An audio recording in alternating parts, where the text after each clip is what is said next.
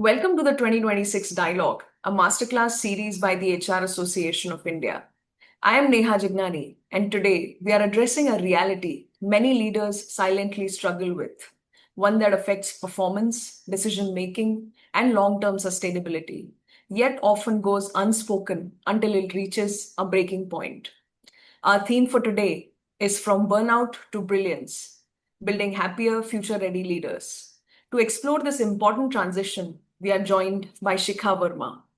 Shikha is a learning and development specialist with over 23 years of corporate experience with organizations like Hero, Wipro, Honda, Yamaha, and Panasonic. She's passionate about developing women and fostering future ready and happier leaders. Her company, Vibrant Vibes Consulting, organizes online and offline events, leadership trainings, and acts as an advisory to create well-being strategy. She has impacted thousands of lives as a global happiness and mindfulness coach. She's multiple award winner, a motivational speaker, author of thousands of articles and posts on human capital, which are recently on BBC World News as well. She's also known as a passionpreneur. Shikha, thank you so much for joining. It's a pleasure having you. Thank you, Neha. Thank you so much for having me in this conversation. I'm glad that you picked up a topic of burnout to brilliance because this has started to become a big alarm across the corporates. We know that heart diseases are becoming prevalent. It's not something that's only in the midlife phase. It's happening to people in their 20s and 30s. So it is pronounced as a global crisis.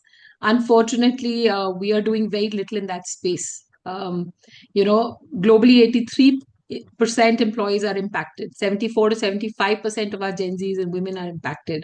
And this is consistently increasing year on year. So it's an absolute topical issue that we must be talking about. And I thank you for inviting me over to talk about it. It's an absolute pleasure to be here. Sure, Shikha. Thank you so much for beautifully setting the context, and I look forward to this exciting masterclass. To begin with, Shikha, I want to know when you look at burnout today, what are the most common signals that leaders tend to ignore until it's too late? I think quite a lot is happening. When I'm interacting with clients and customers across the globe, we notice that the leadership is becoming increasingly about grappling with the situation and moving faster as much as possible, equipping themselves with skills that are necessary, especially on the technical front. So there's a lot of catching up happening. Unfortunately, it's hitting our energy levels. We realize that we're not putting in our 100% because the first signal is that you're not able to focus enough. Right, your energies are depleted. Things that were giving you a lot of joy initially have started to deplete and drain you of your energy. So you don't really feel that level of energy through the day or through those tasks that used to give you that kind of pleasure and impetus while you're at work. So I think the first subtle overload symptom, which I call the SOS, is this very aspect of you feeling your energy is not being there. They're not kind of uh, like your best friends anymore. So that's the first signal, right? Your body will constantly shout and yell for help. So you'll have frequent headaches. You will have symptoms of body pain, some kind of ailment here and there, gastric issues for that matter. So a lot of our healthcare sectors are talking about it already, that these are only compounding because of increased levels of stress and burnout across, right? So I think it's essential that we start listening to these SOS signals and tuning in and slowing down wherever possible. Another thing that's happening is the emotional exhaustion. Surprisingly, in one of the works that I did with at leadership level, I heard the manager say that I have never snapped at a colleague the way I did recently, and I don't understand why. So what's really happening is a we call it the compassion fatigue. Hmm. You're so used to giving, pouring, allowing, empathizing. Some of them do it beautifully and naturally, while a lot of them need a lot of work on it. But with all due respect for the ones who are very good at it, they end up draining their energy so much so that they reach fatigue. And that's when that emotional erosion happens. You just start snapping at people. You blast at moments where it's just not appropriate, not required. And that these are signals that you're getting for yourself. Right. Only if we take time enough to slow down, you would realize that something is completely going off radar for you. you know Sure. Sure. there are times when people just start shutting their doors also, and they stop moving out of their rooms. So if it's a cubicle system in the organization, you'll see them not willingly stepping out into social circles, right? So social withdrawal is another very big symptom that I've noticed would come through when you're approaching that burnout, and these are signals that you shouldn't ignore at all. I think it's important that we take a note of it, Yeah. and that individual, the leader, the manager, knows for themselves that something is going off. Sure, sure. Beautifully put. Just to summarize for the audience's benefit, the signals are when you're not able to focus, you have very low energy when you're working. Symptoms of body pain, gastric issues is another, signal. There is emotional erosion, and last but not the least, the social withdrawal. So the idea is to take pause whenever you can, and try to be more of a good listener. And finding those pauses can actually help you get some space for yourself when you're facing these signals. So thank you so much. Moving on to the next question, Shikha, which is, in your experience, what shifts need to happen from leaders to move from just coping with pressure to actually finding clarity and energy in those roles? Wow. So when you said pressure, what's really happening is we're used to the hustle culture, and that is the reason why there's a lot of doing, and hence the amount of pressure that the individual is feeling. A lot of that is happening because we're again in the constant mode of managing our time and the task. When in today's time and age, that should be the last thing that we should be focusing on, because AI and technology can take care of the how part of it. What we really need to do is take care of the fuel which is required to get the direction and the why right. So, from a doer, I think what's critical, the shift that is required is that you move it to being an energy architect, right? Look at where your energies are getting drained and see how you can contain it or improve it for yourself. So, one simple technique that I can share here is the red, yellow, green. Okay, do a simple check on an everyday basis. Look at your calendar, look at the tasks that you're doing through the day, and after every activity, after every work that you do, come back, sit down, and see which of those tasks are actually draining your energy. Some may just not do much, like it will not make you feel depleted at all. So you can just simply color them yellow. Okay. And the third one is where you know that things are actually helping you improve, or you're feeling excited about doing that task. Once you're done with the task, you just come back and do that coloring on your calendar. Do a manual color or a check, or on your e-calendar, use colors if possible.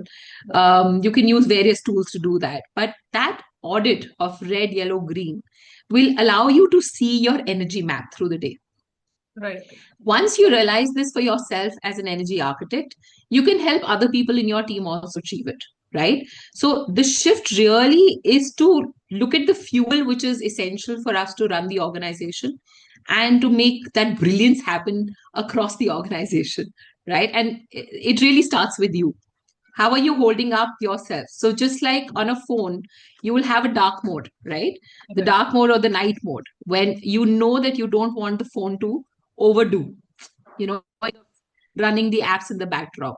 Similarly, when you're at the workspace, create this white space for yourself, which is a non-negotiable thinking time for you, right? That white space is where you can essentially just be, okay, and not do anything. Right. So our obsession with doing has to reduce, Absolutely. because for doing you have technology, you have the portals that can take care of it. What you really need as a leader is to become that architect of energy and find space to do the thinking work, to do the more creative work, to do the more intuitional work for the organization. And that's where your expertise as a human being will come into full play, and brilliance will shine. So let's not put in a lot of effort in low value, high drain kind of activities.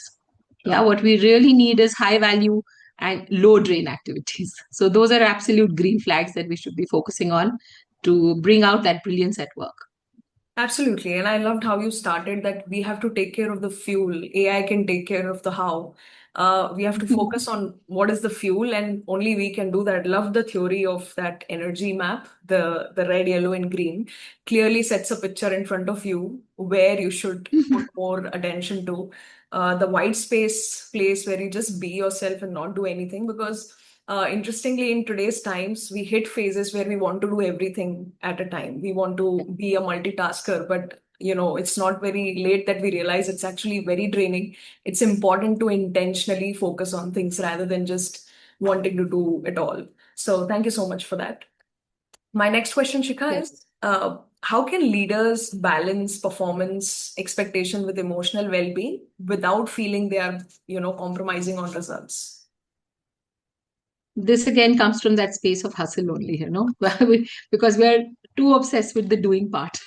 So it's a misunderstanding, that if we are working on emotional well-being, we're going to compromise on performance. It's the other way around, actually. So what does a balance do now? Balance is one thing goes up, the other goes down. So that means it is inversely proportional. Right. With respect to performance and emotional well-being, they're not inversely proportional. Emotional well-being is your impetus. It's the catalyst that's going to help you perform better and actually help you excel, right? So the mindset has to really change, that this is an integrated concept to begin with. You cannot do without your well-being. Okay, let's take an example of the sports field. When you talk about professional sports people, they don't see rest as something that they have to balance, Hmm. while they're playing the sports. Rest is seen as a part of a training, Yes. right? It's done in the as part of the process. So the focus is the process and not the result. This is another thing where we're going grossly wrong. Okay, we're too obsessed with outcomes and results, whereas when you take care of the process, the result is ensured. Okay, every sports person in the world focuses on the process, the training part of it, and Right. that is how they're very sure that they will get the outcome, Sure. Sure. right? Even the Formula One race cars, when you see them sit at the pit stop for recharge and refuel and the tires, they're doing they're spending significant time there, Right. and yet they're achieving that excellence. Right. It's only us as human beings who are so concerned about pausing and stopping and refueling and recharging ourselves. Okay, so brilliance really is a function which needs constant work. Okay, it's like a pulse. It's not something that's constant. So you have to constantly keep yourself up and going, and that can only happen when you're recharging yourself, right? So emotional well-being is a part of that recharge. You need to start looking at what you're feeling, how's the day going for you, where is your energy getting depleted, how's your overall well-being. Why only emotional well-being? Your mental, emotional, physical, all types of aspects have to be taken care of, right? Right. So essentially, I think what people can do is find somebody who can be your accountability partner, right? See if they can help you reflect.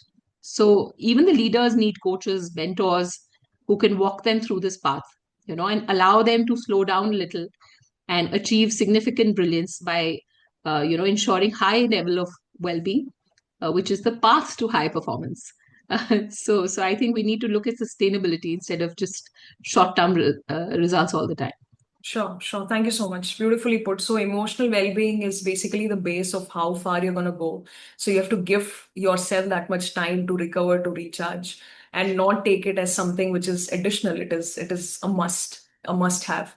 So, thank you so much for your inputs. My next question, Chika, is what mindsets or habit do future ready leaders consistently build to stay resilient in fast changing and high demanding environments?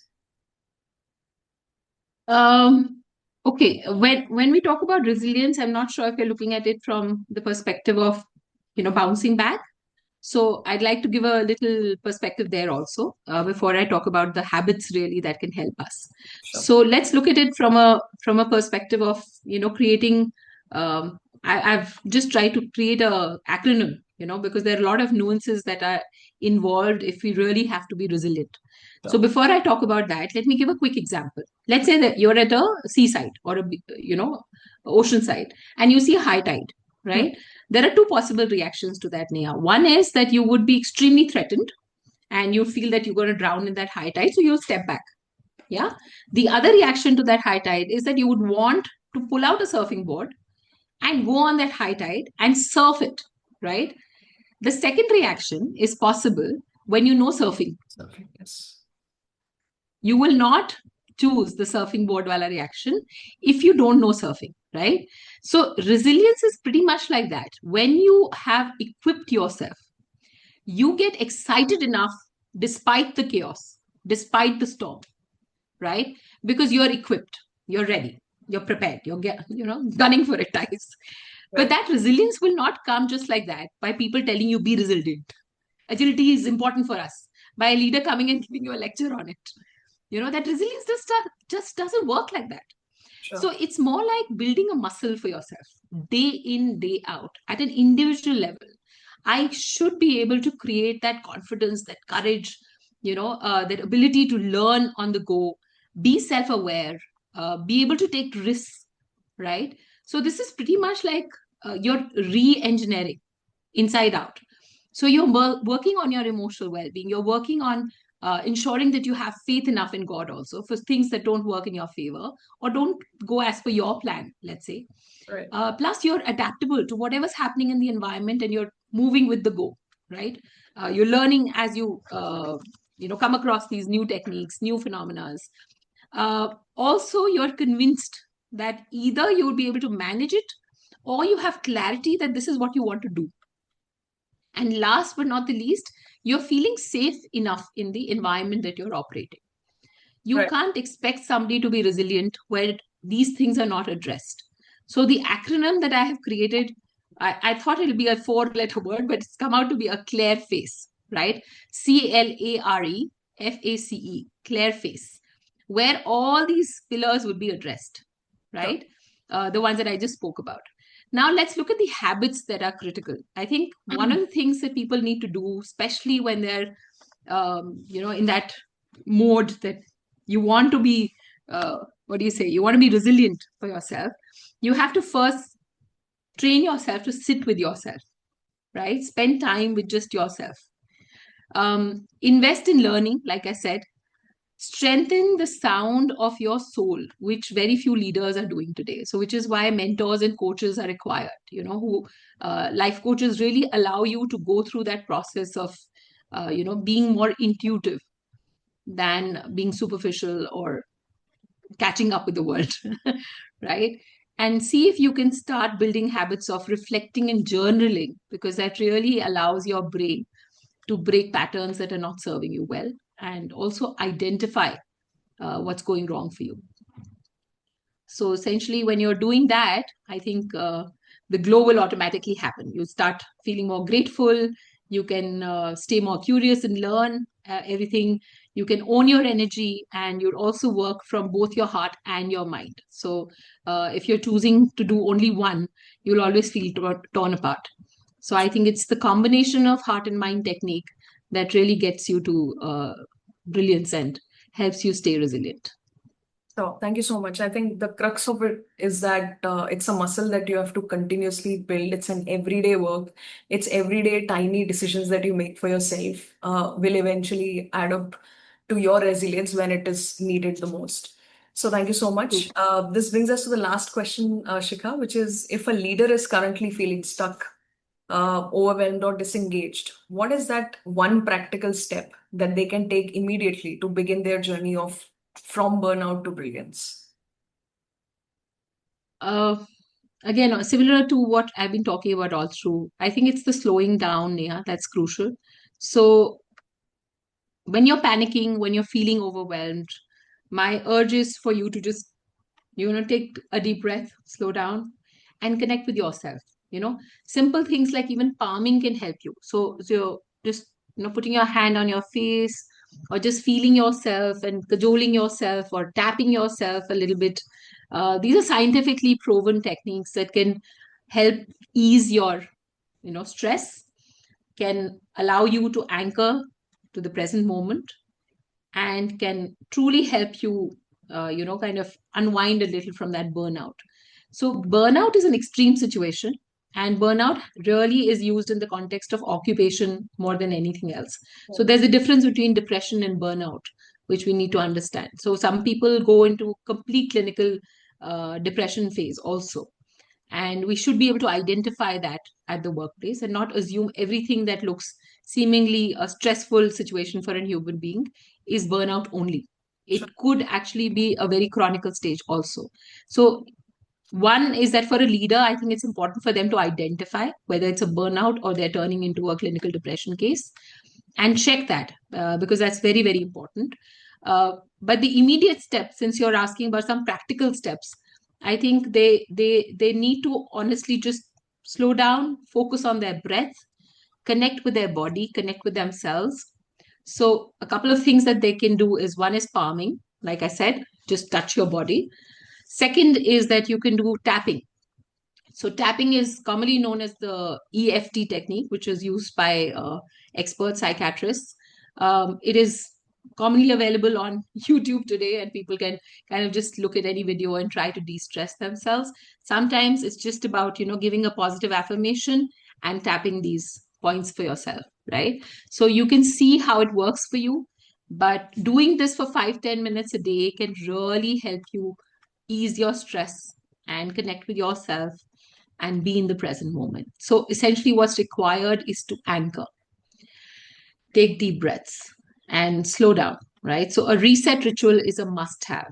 The second most important thing is to re engage your brain. So you've overused your left brain in all possibility, which is why you're feeling overexerted. Uh, for a leader who's going through that, all you need to do is reset and re-engage on the creative brain. So find out things that you can do that are creative in nature. It could be painting, it could be music. Off late, I recently, read a research which has proven that dance is one of the most powerful and the most impactful de-stressing uh, exercises or options for anybody. So it's more powerful than walking. It's more powerful than exercising or going to the gym. So just dance. It's as easy as that. Play some nice music and dance your heart out. I'm glad that off late I heard Nikhil Kamath talk about hard work being overrated. So he's actually got our focus right on things that you're being too obsessed with putting too much hard work. So it's not important to do all the time. I think my last message there is to focus on your being more than anything else. So every day that you get up, don't write a to-do list, write a to-be list. Today I want to be intuitive. Today I want to be compassionate. Today I want to be real, authentic.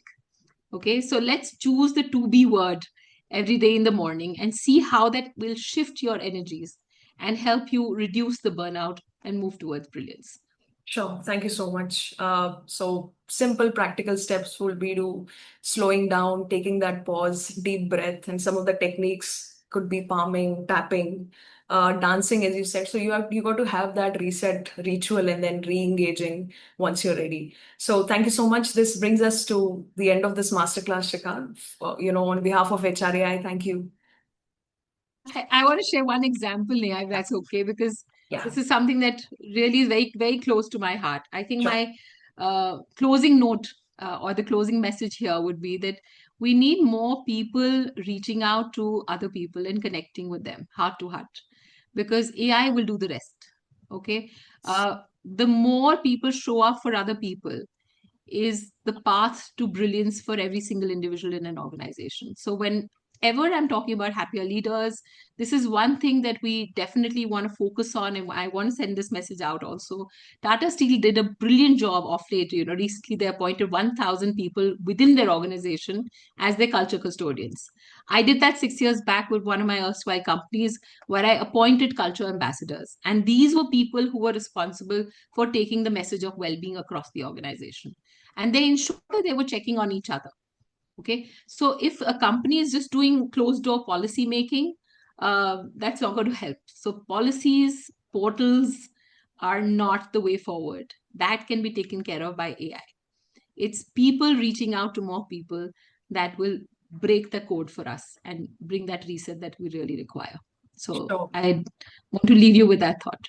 Very important, Shikha. I think in the world which is driven by technology, it's about leaving behind those jargons and frameworks and policies and making sure that you're creating that culture of empathy. And you may when you do that heart to heart conversations, it creates that psychologically safe workplaces for people to show up to talk about what they are going through. So thank you so much for beautifully putting it across. And in today's dialogue, you've actually reinforced an important fact, which is burnout is not a personal failure. It is actually your sign to recalibrate. And it's the more you value personal well-being, you will not just survive change, you will, lead with much more clarity and resilience across Correct. workplaces or in your personal life. So thank you so much for taking us through this beautiful conversations and It's insights. pleasure. Thank you so much for having me. Thank you so much. Thanks, Shikha.